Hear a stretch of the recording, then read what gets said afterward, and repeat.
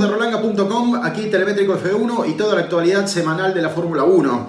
Tenemos un periodo suficientemente corto y tenso entre el Gran Premio que pasó Singapur con la victoria del mexicano Checo Pérez y el Gran Premio de Japón en Suzuka con la probabilidad de que Max Verstappen se pueda quedar con el campeonato del mundo.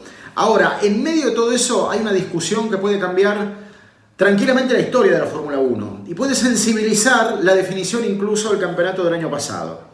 ¿Qué es lo que se puso sobre la mesa el fin de semana de Singapur?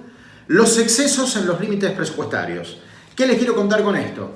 La Federación Internacional del Automóvil, la FIA, establece que tiene que haber un límite presupuestario por año para todas las escuderías, aplicado al desarrollo. Quien pase ese límite presupuestario, y si no está debidamente justificado, puede tener una penalización y puede tener una sanción. ¿Por qué este tema surge ahora? En octubre de 2022 y en relación a los presupuestos de 2021, porque las escuderías tienen un plazo, en promedio hasta el mes de agosto, para presentar esos presupuestos que sean analizados por los abogados y economistas de la FIA y en consecuencia saquen sus conclusiones.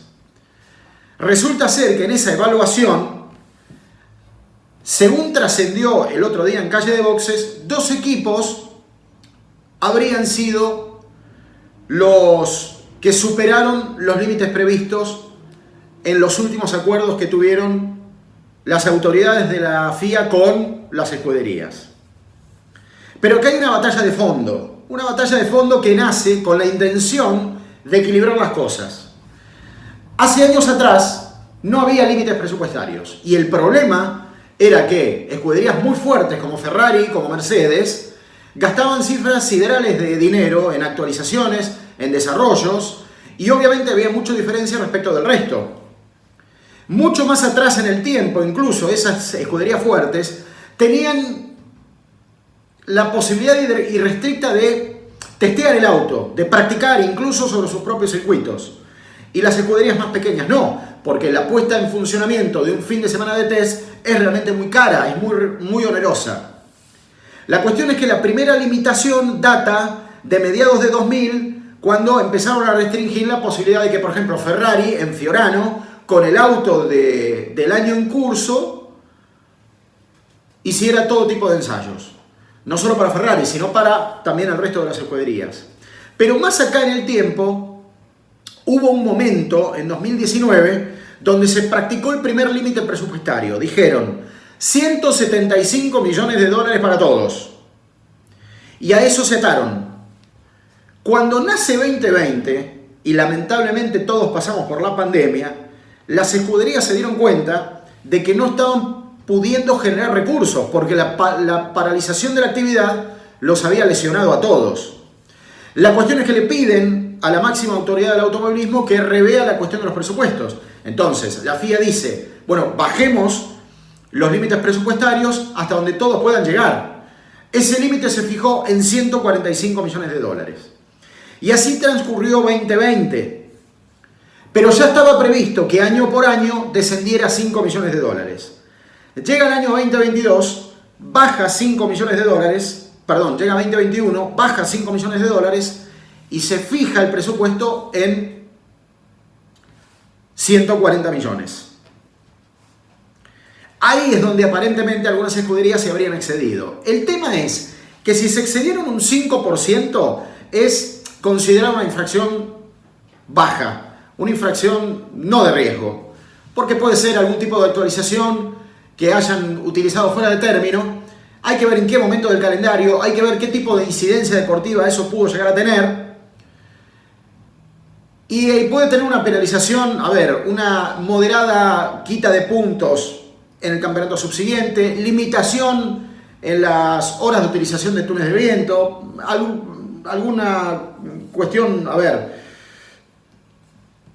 en extremo con la quita de los puntos de una carrera. Ahora, muchos especulan con lo siguiente, por leve que sea, hay que ver si esto no incide en la definición del campeonato mundial del año pasado, porque si estuviera involucrado, por ejemplo, Red Bull, esto alteraría radicalmente la diferencia de puntos. Recordemos que el año pasado Red Bull y Mercedes llegaron empatados y que la diferencia en puntos fue de 25 al final del campeonato. Hay que ver entonces qué lectura se hace justamente de esta cuestión. Ahora, si se supera el 5%, ya estaríamos hablando de una falta más grave, y hay una zona gris en cuanto a la penalidad que puede imponer la FIA respecto de una sanción de estas características. Ahora, ¿qué pasó en medio de todo esto? En medio de todo esto no solo salimos de una pandemia, sino entramos en una guerra con incidencias universales. La guerra de Rusia en Ucrania. Esto disparó los costos logísticos y los costos energéticos. Ningún deporte más que la Fórmula 1 se vio afectado en esto. Posiblemente todos los deportes motor se hayan visto afectados, pero la Fórmula 1 en particular porque es el más caro. Entonces volvieron a pensar en que los límites presupuestarios debían retocarse, porque la inflación en general se elevó mucho en algunos países. Entonces lo que hicieron es un ajuste del 3% que incluye unos 5 millones de dólares más para todas las escuderías este año, pero que no tiene incidencia sobre el año anterior. Esto es solamente por la guerra. Pero va a haber una indexación en los próximos años conforme avance la inflación tal cual se prevé esto pueda llegar a suceder. Pero el debate está enfocado en los presupuestos del año pasado y los excesos que eventualmente pudieron haber hecho algunas escuderías. Veremos qué dictamina la FIA y si esto tiene incidencia sobre lo que fue la definición caliente y espectacular que tuvimos en Abu Dhabi 2021. Desde Telemétrico F1 con toda la actualidad de la máxima categoría para Rolanga.com.